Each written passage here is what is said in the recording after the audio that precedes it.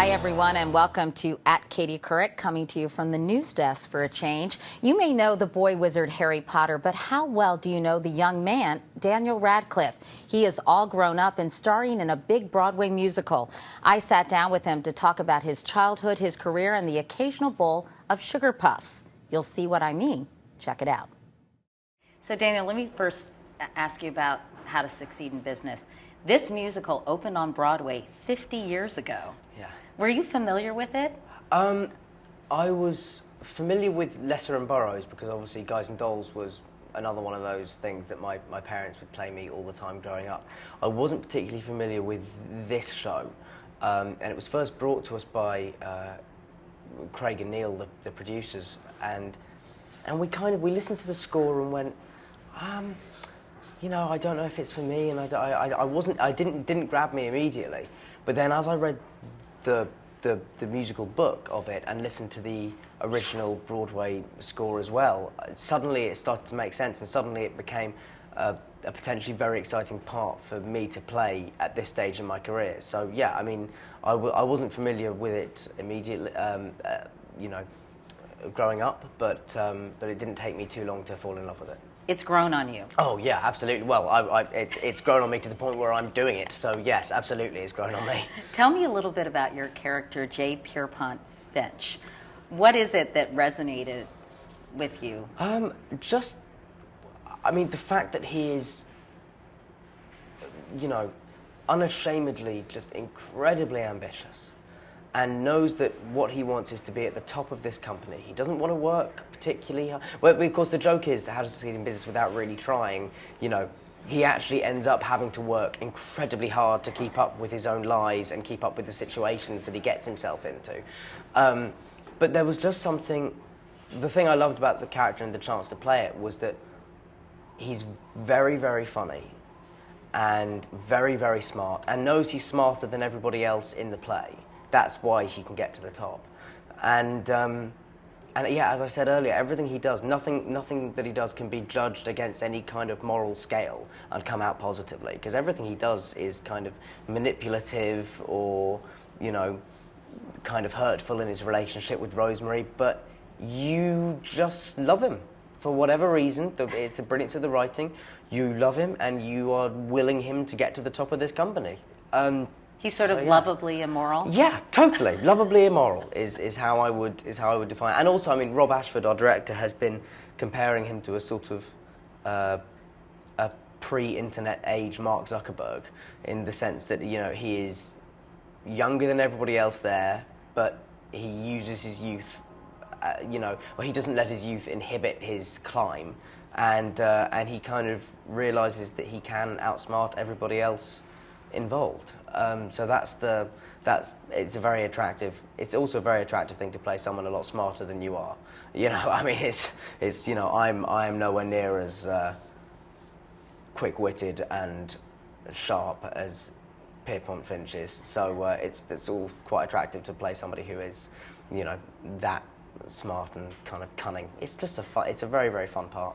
Have you ever been in a musical before? No, absolutely not. I've never done anything like this before. You know, I've done stage work before with Equus in London and over here, but I've never done a musical. So this is entirely new for me. So I'm very excited. Were you slightly intimidated at first to take this on? I mean, it's incredibly challenging, I imagine. Yeah, it is. I mean, but as I said earlier, it's not really worth doing something if it's not. If it's going to be easy. At this stage in my career, I'm 21.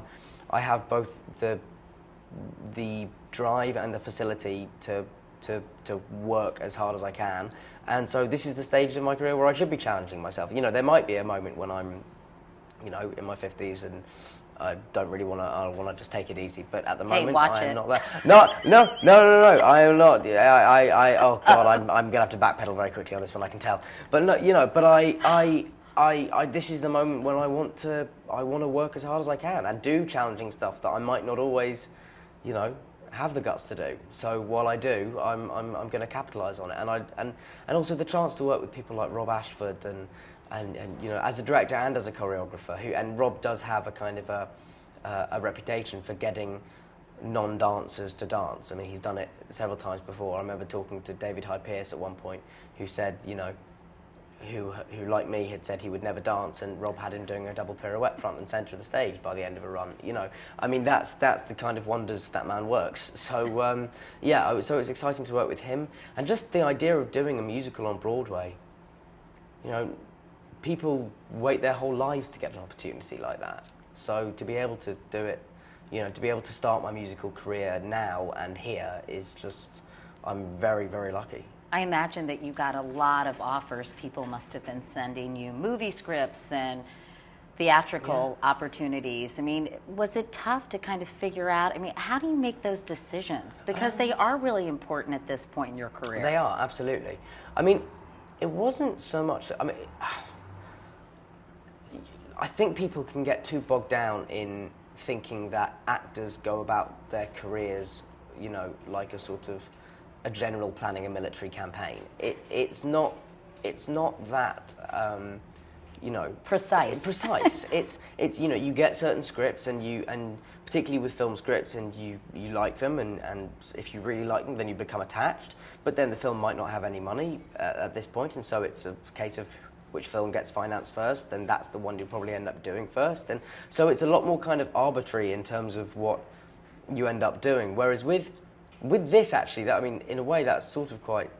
This is a bit of an exception, because when I did Equus, Craig, Zayden, and Neil Merrin, the producers, came back and saw me after like our third or fourth preview and said, "So you can sing?" And I just went, "Well, I can sing the Milky Bar theme tune. You know, that is hardly a qualification for doing a musical." And they said, "Oh, well, no, we really want to do something with you." And they, you know, when you're doing a show like that, a lot of people come back afterwards and say very nice things and are very kind. But they were really, really persistent, and they basically pursued wanting to do a musical with me. And then at the end of 2009, we put a reading of this show together with myself, and David Hyde Pierce at that time was playing the John Larroquette part, and it was fantastic, and I loved doing that. And so I've known for a year that this was going to be next. And also it panned out very well in terms of finishing off Potter, and then I went on to The Woman in Black sort of a month after that, or 2 months after that had finished. Filmed The Woman in Black for sort of 3 months, and then I started this. So hopefully this year could be a potentially very exciting year, because I'll be doing this hopefully for the rest of the year. And then Potter comes out, the final Potter comes out halfway through the year, and then at the end we'll have The Woman in Black hopefully coming out. So between those 3 projects, it could be a really exciting year for me. Tell me about The Woman in Black. It's a fantastic gothic horror ghost story based on the Susan Hill novel. It's directed by James Watkins, who I think is certainly one of the best up-and-coming British directors. Like, he's one of the best directors I've ever worked with. I learned so much from him about filmmaking, as well as, you know, my own performance. Just to watch him on set and how he constructs scenes was really, really exciting. And yeah, I think it's going to be a really scary film, but also, you know, it's a character-driven horror film, of which there aren't too many around. You know, it's should be kind of beautifully paced, whilst also being, you know, very suspenseful, and, you know, should scare people and all those good things. But it could also be moving. That's the thing, because that's not a combination you get very often in horror. It's not just like a slasher horror, you know, killer thriller film. It's psychological thriller. Psychological. But it's emotional as well. That's the thing, because it's about families, and it's about how people deal with loss, and that's really what the film is about. Kind of, not to get too morbid, but death and how people deal with death and grief is one of the things the film studies, as well as being a psychological portrait of a terrifying ghost story. So it's very exciting, and I got to wear some really snazzy costumes, which was very exciting for me. Personally. You say that your career choices, have been much more arbitrary than one might think, and yet choosing Equus, such a dramatic departure from Harry Potter, and such an adult play, that must have been in the back of your mind. I don't want to be typecast. I want to do something very, very different. Well, that was always in the back of my mind, but but the thing about being typecast is that it's not something that, you know, one role will shift. So I didn't do Equus because I was like, oh, I'll do Equus and then I won't get typecast again. Because I know that that's a long process, and it's something you have to be looking out for at any stage in your career, whether you're coming out of a big franchise or, you know, that you could find that, you know, I could get to, you know, 35 and suddenly go, oh, hold on, I've spent the last 10 years playing romantic leads, or whatever. You know, it happens to anyone at any stage in their career, so it's not something it's something you always have to be on the lookout for, I think. And hence why you have to be sort of chopping and changing and doing different things. And with Equus, you know, while there is a part of me that was going, well, fantastic, you know, this is something totally different. This is, you know, something that will get me that will show me to a completely different audience and will, you know, all of those good things that you want. Also, you know, I was 17, and any 17-year-old actor who gets offered the chance to play Alan Strang in a production of Equus with Richard Griffiths and directed by Thea Sharrock on the West End, any 17-year-old actor who turned that down would be insane. You know, that's just such a great opportunity. I don't know, you know, it was, to do that classic play with those people was sort of a no-brainer, really. Was that terrifying, or do you really have no fear? No, of course you have fear. I mean, of course, and I hate these actors that say, oh, God, being naked on stage is so liberating. Oh, God, shut up. No, it's not. It's scary, and it's terrifying. You know, I found it scary every night, pretty much, which was kind of great for the scene we were doing. It really helped. And, you know, because I was talking to somebody the other day, and they said, how long were you naked for? And I said, well, God, at least probably 10 minutes or something like that. I mean, it certainly seemed like that. And it's, and Did you ever get used to it? No, really. You get used to the idea of it. You get used to, you know, the time building up to that scene wasn't as scary. But ultimately, you just think, well, it's my job. I'm getting paid to do this. Not just that, otherwise that would be a different job. But I would, I would. And maybe different pay. And maybe different pay. Well, depending how good I was. But it was, I was kind of just like, you know, I wasn't. I know. I mean, it is scary, and it does kind of wear away at your insecurity slightly, and you just start, you know. And I think for guys and girls, they both have a similar experience of it. So yeah, whenever it would be my worst nightmare, by the way. Right? Yeah. I mean, seriously. I mean, yeah. I mean, and it is a lot of people's. But I'm glad. But also what was great about that scene and that play was that the nudity was not gratuitous, because it was so intrinsic to the plot. It was so, you know, it was very important, and it's in no way was the scene, you know, yeah, pornographic or anything like that. It was about two young people, both scared out of their wits together, basically. But it was, yeah, I mean, and I loved doing it because it gave me the chance to work with Richard Griffiths on stage, and he's one of the most amazing people to work with because he changes it every night and refines it and refines it and refines it. So in terms of keeping it fresh over the period of a long run, he's kind of a master to learn from. Ben Brantley wrote in the New York Times a review, the first line being, "The wizard has chosen wisely." Thank you very much, Mr. Brantley. Yes. Well, this isn't the first time you've heard that, is it? Yes, it is actually. Really? Yeah. No, I don't read the reviews. Ever?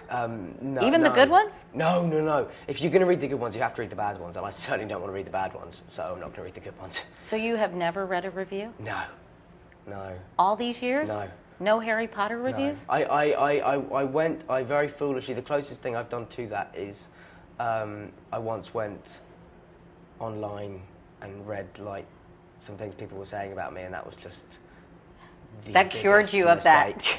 I mean, like, that is just, anybody who ever feels like doing that it's just insane.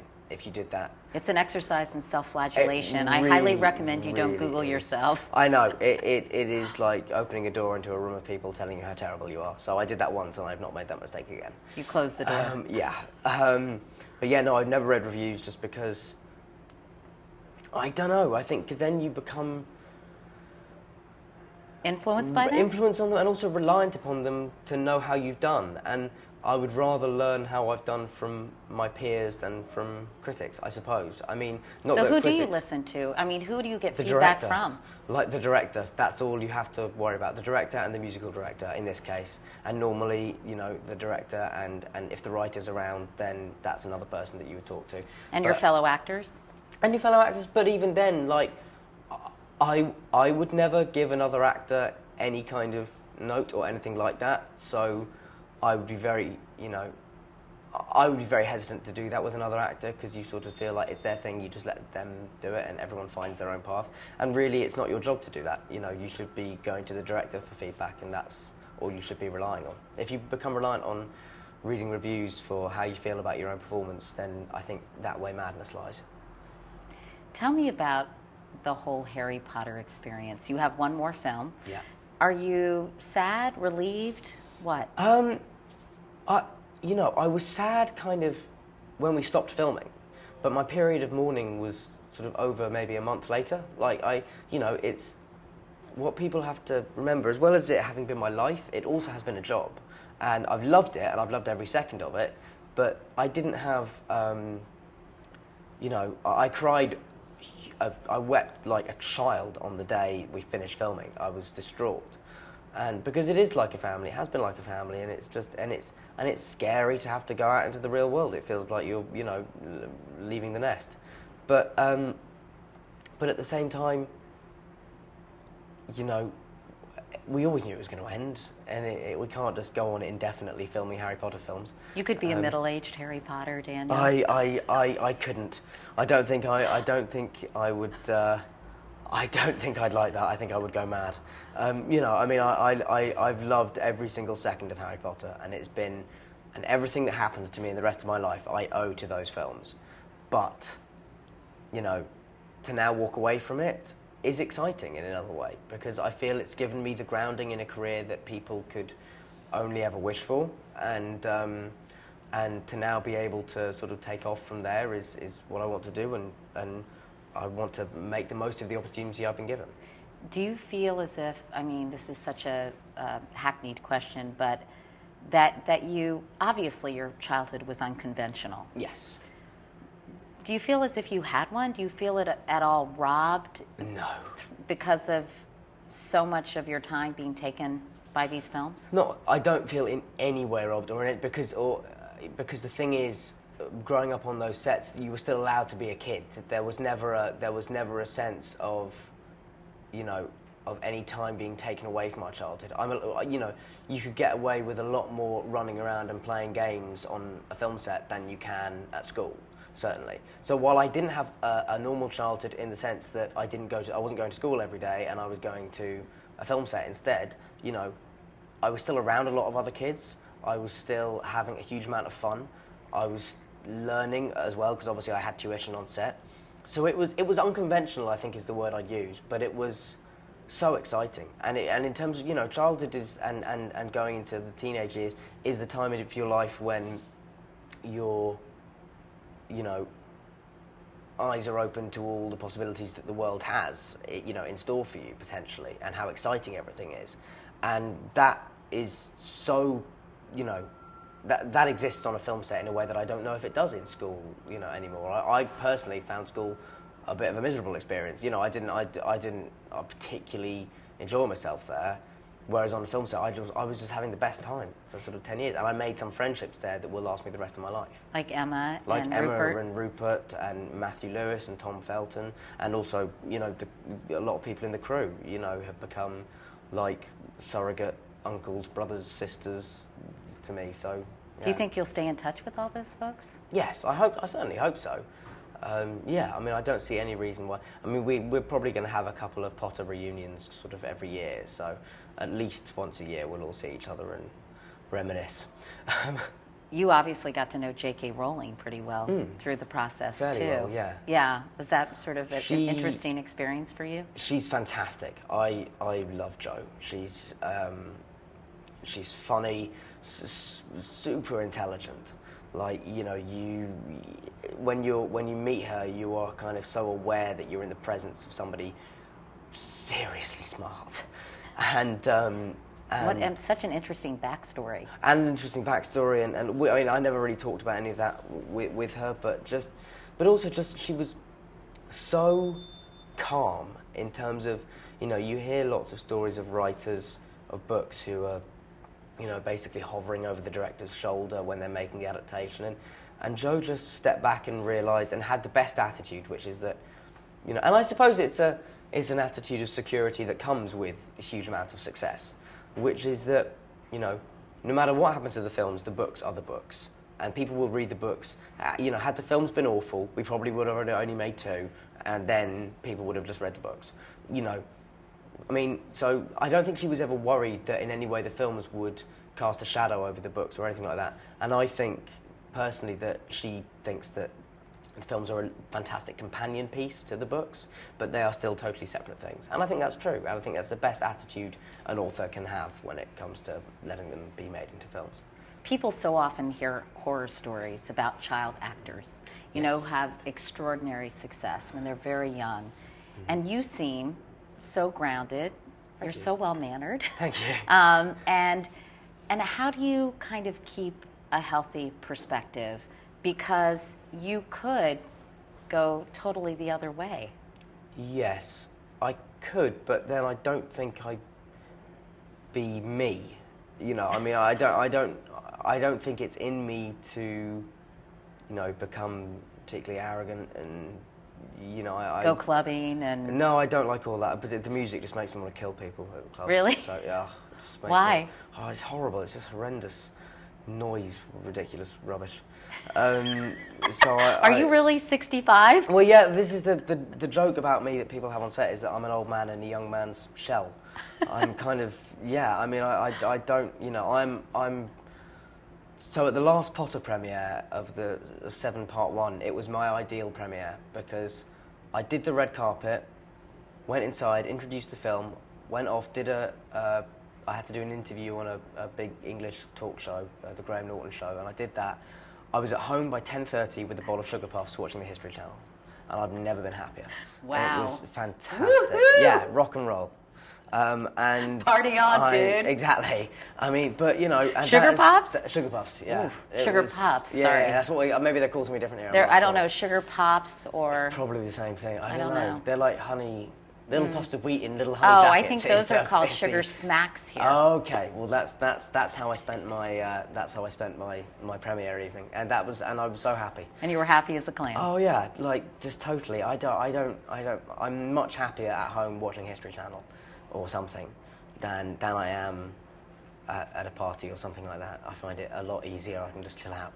But your parents, though, must have been very helpful in kind of keeping your feet on the ground, But that's the other right? thing is that I think it's my parents. You know, I think it's the crew on set because they don't treat you as, you know, the phrase child star. They treat you as a child rather than a star. You know, over in America, I think there is a different thing. I think a lot of the time kids are treated like actors rather than kids, and I think that sometimes does lead to identity crises or risky behaviors, or whatever, which everyone is capable of, and you know it is, and you know you're in an industry where you're exposed to those big parties and all that stuff more, so you just have to tread carefully.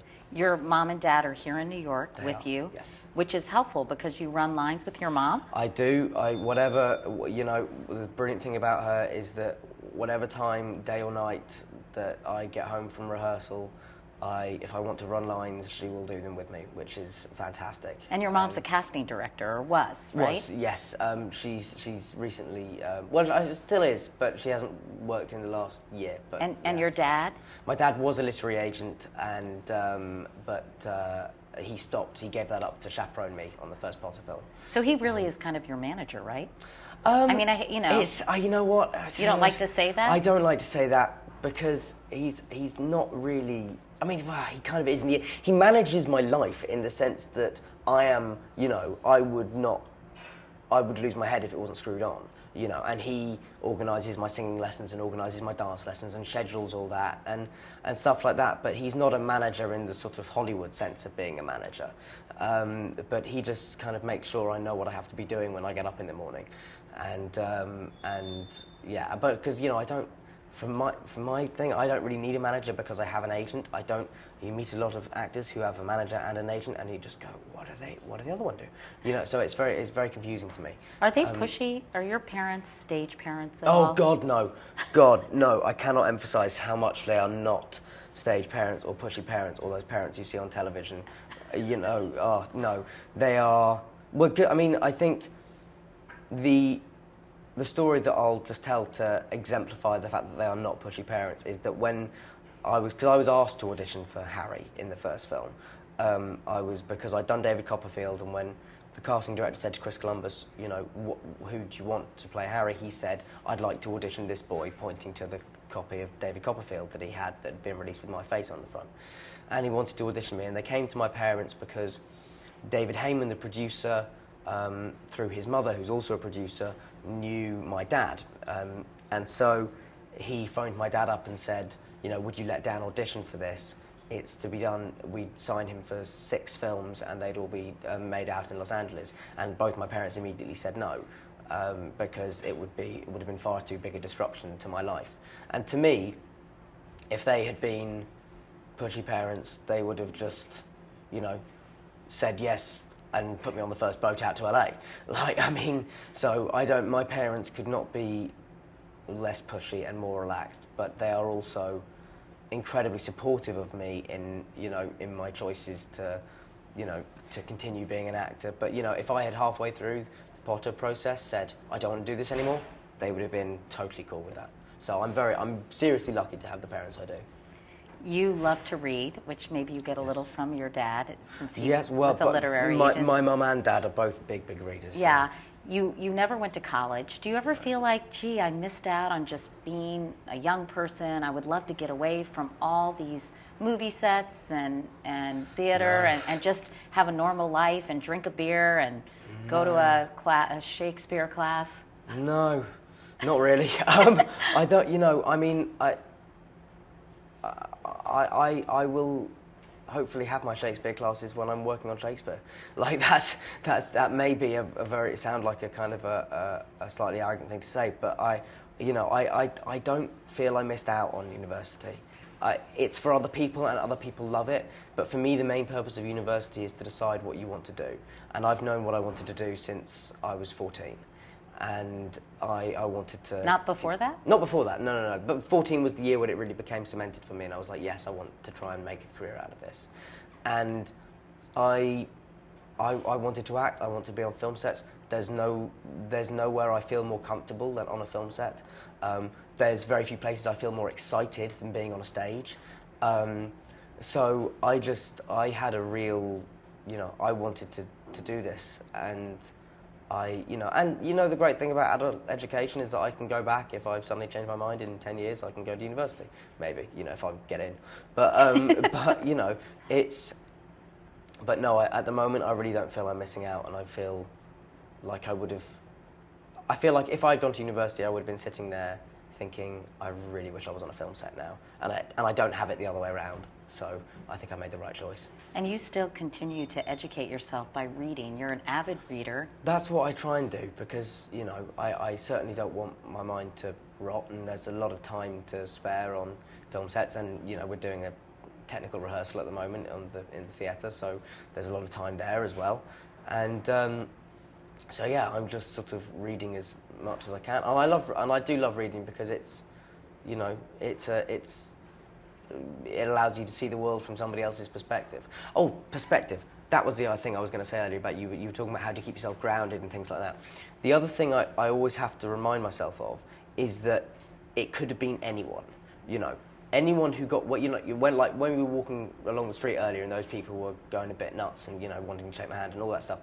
It didn't matter. It's nothing to do with me. It's to do with the fact that I got this part when I was 11, and somebody else could have got that part and could have been walking down the street with you getting the same reaction. You know, so that's the other thing that you have to keep it up.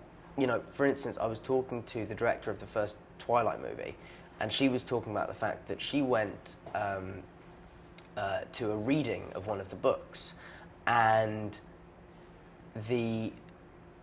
when the name Edward Cullen was mentioned, people screamed in the audience. This was before Rob was cast or any of that had happened. So, and the same applies to Harry Potter. Whoever was going to fill that role was going to have a load of hysteria around them. So that's the other thing you just have to remember, that it's not for you, it's because you're playing this part. Are you reading any good books right now? At the moment, I'm reading a book called Invisible Cities by, I don't know if you say Italo or Italo, but Italo Calvino. And I've read 2 of his books before, which were amazing. And this one is slightly more sort of, it's in theory, it's a conversation between Marco Polo and Kubla Khan about the cities that Marco Polo has visited across Khan's empire. And it's kind of, it's a catalogue of imagined cities that are symbolic of things to do with memory and life and time and things. But it's kind of, so it's a bit, while it's stimulating and kind of you have to be kind of switched on in your mind, there you can also sort of let it wash over you, because there's not the narrative isn't, really strong through every page. So sometimes it's perfect for like technical rehearsal, so I can just pick it up and I never have to go back thinking, oh God, did I miss something? Because normally I'm terrible at that. Normally if I read something and then I realise, oh God, I've just read 2 pages and haven't taken anything in, I have to go back for like a chapter and then revise the whole thing. But before that I read a book called Ghosts by Cesar Era, which was really, really good. Who recommends books to you? Everyone, really. My favourite book of all time is The Master and Margarita, which is about the devil coming to Moscow in 1925, and it's about a lot of other things as well. But that's my favourite book ever, and I found the people that have got the rights to make the film, and I've said, I don't care if I'm just making the tea, just please let me come on the set for whatever reason or whatever length of time. I just want to be a part of it. Most people your age are also very into technology. Do you find yourself sort of BBMing and going on Facebook and doing all that stuff? I genuinely don't know what BBMing is. Oh, BlackBerry Messenger. No, okay, no. I only know because of my daughters. Okay, no, I don't have a BlackBerry, and I don't. My phone, I don't have my phone with me, but you would laugh if you saw my phone. It's pretty. It's probably the same phone I have. I have a Nokia from I have a LG. It's fine. Exactly. It texts. That's all I needed to do is text and make calls. It's fine. And I did get as a present for finishing Potter, I got given an iPad by Warner Brothers, which is pretty cool. And I'm now. Do you read books on your iPad? No, I don't. I play Angry Birds, and my daughter loves that. I'm a bird nerd, and she also has this cool game where you take great paintings and they become puzzles, and then you assemble the puzzle. Oh, I'll find out the app for that. And then the other one is Words with Friends is what I'm playing a lot. The whole company on How to Succeed is playing it, because it's basically like Scrabble that you play via the internet with and I've got I think about 10 games on the go at the moment with various other people in the company. So that's like. And just playing Scrabble on your iPad is fun because you can play against the computer. Yes. And I've beaten the computer on numerous occasions. That must be very thrilling. It's very satisfying. Because I've never played against the computer. There are a couple of really, really good players though in the company. I'd say I'm probably about 4th or 5th best. But that's out of 10, so I feel like I'm about halfway, but I'm going to get better. So in terms of technology, the iPad is basically... The iPad is the most high-tech I get, yeah.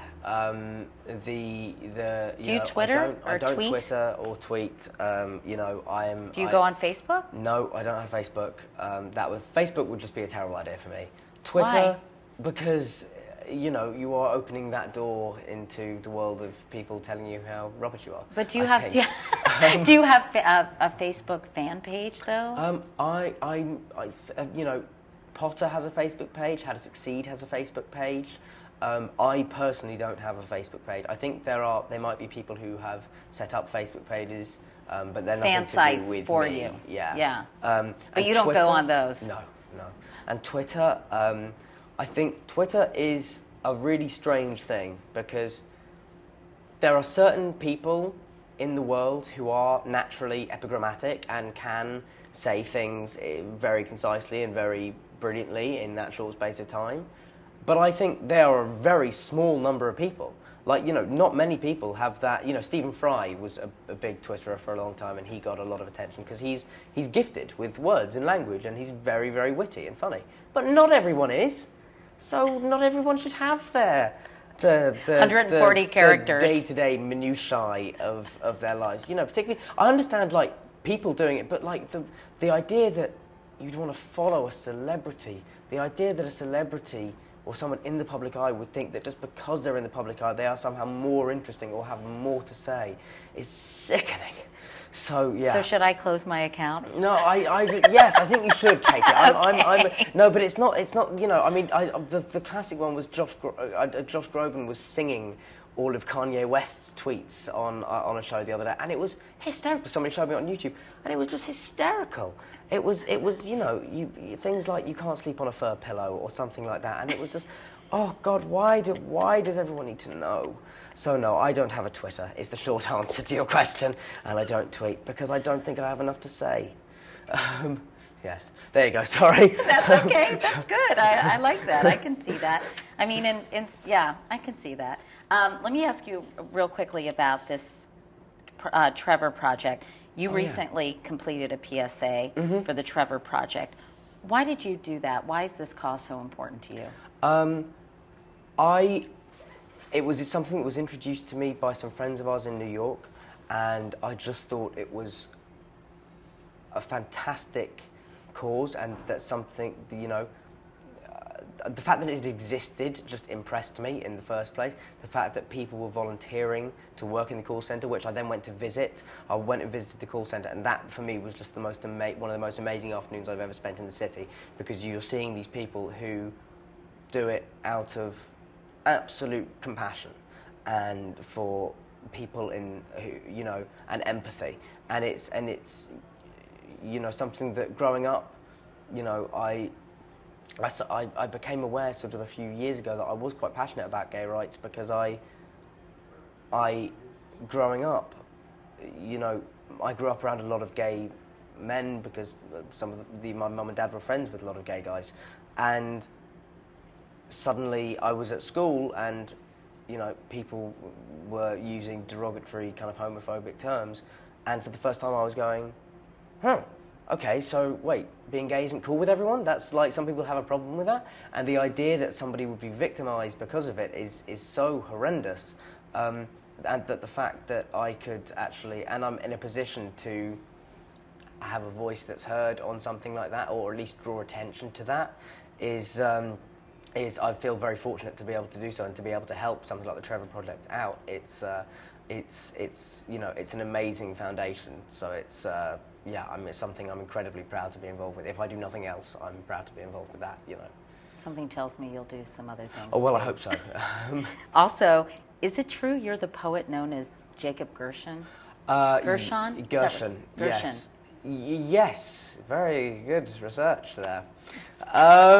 Yes, yeah, I love writing poetry. I had 4 poems published under that name in a magazine called Rubbish, which is a fashion art magazine a few years ago. You know, my poetry has moved on since then. Do you still do it? I think it's got better. Yes, Yeah? definitely. Yeah, I still do. I love writing poetry, and it would be something I would definitely be interested in pursuing at some point in the future. But yes, very, very good research. Well done. Meanwhile, back in October 1999, I'm kidding. Oh, God. Whoa! Let me ask you about something that my parents told me is impolite to discuss with people, but you've done very well for yourself, Daniel. Yes. And I know that a British publication reported last year that your net worth is estimated at anywhere from $45 to $60 million. Jesus. Yeah, I hadn't heard that. But clearly, you know that you have done very, very well. I know I've done very well. For How do you? myself, I mean, but that for 21 years old. Yeah. That's a lot of yeah, cabbage, I mean, as they say. Yeah, I mean, your parents were right, by the way. I know. I'm sorry to do that. I know. No, but it's a funny thing. I genuinely don't know if that is true or not. I suspect that is massively overblown. I don't have, you know, I'm kept up to speed with what's happening in that area of my life, but I have never said to either my parents or my agent, look, what is the actual figure? Because as fantastic as that is, that, you know, I'm very fortunate, and it is something that I will not have to worry about in my life, although, you know, I could always go to Vegas and put it all on zero. But, you know, because it's not something I will have to worry about, which is fantastic, and I'm amazingly grateful for that. But nor is it the motivating factor in my life, nor has it ever been. And that's probably is because I grew up in a middle-class house with, you know, we weren't rich, but we were certainly not poor. You know, we were very comfortable. You know, comfortable. It's absolutely the word. And so it's not something that has been a motivating factor and something that I would want to pursue. And yeah, and I'll Having said that, it's nice that you don't have to worry about it. It's very nice that I don't have to worry about it, and it's nice that, you know, I can, you know, also it's nice you can do some good things with it. Absolutely, right? Totally. Which is, you know, in things like the Trevor Project and Demelza House in London, and there's been a couple of other things in England rather than not London, and there's been a couple of other things that I've, you know, looked into over the years, but you know, it's not something that I think about a huge amount, I suppose, because I'm comfortable. Yeah. Let me ask you about, are you invited to the royal wedding?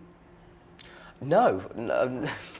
Really? Nor would I expect to be. Like, they don't know me. Well, maybe they do. I don't know. You don't hang out with Will and Kate? No, not at all. I'm, you know, I wish them well, but are you interested in it at all? Not particularly. You know, it's, you know, I don't know them. It's a very strange thing, and there's a lot more fascination in America than there is in England. In England, we're talking to my friends at home, most people are just very excited that we're getting a 4-day weekend because it's happening on the Friday, so everyone's got a day off. So they're very excited about that. And will you watch it on television? Oh, I'm sure I'll watch whatever bits are on TV over here, definitely. But no, it's not something that I don't know them. If I knew them, I'd be really excited and really happy for them. But, you know, I've got some other friends who are getting married, and I'm excited for them, but no one knows them. But I'm much more excited about their wedding, you know. So that's kind of, it's not as big a deal as perhaps. And also, I do love the fact that people kind of do assume, because I'm English and I sound posh, that we must have hung out at some point. I've never met any of the royals. I met Eugene and Beatrice at one point when I was really young, when I was like 11 or 12 or something. But other than that, no, I've never. There is no connection between me and the monarchy whatsoever. Your worlds do not intersect. No, not at all. I mean, you know, I'm not 100th in line to the throne or anything like that. So no. And it's so funny for me. 10 years ago, I interviewed you before the very first Harry Potter movie came out. You were very cute. Oh, thank you. And very sweet and very innocent. And now here we are. Where do you think you're going to be 10 years from now, when I hopefully will have another opportunity to interview you?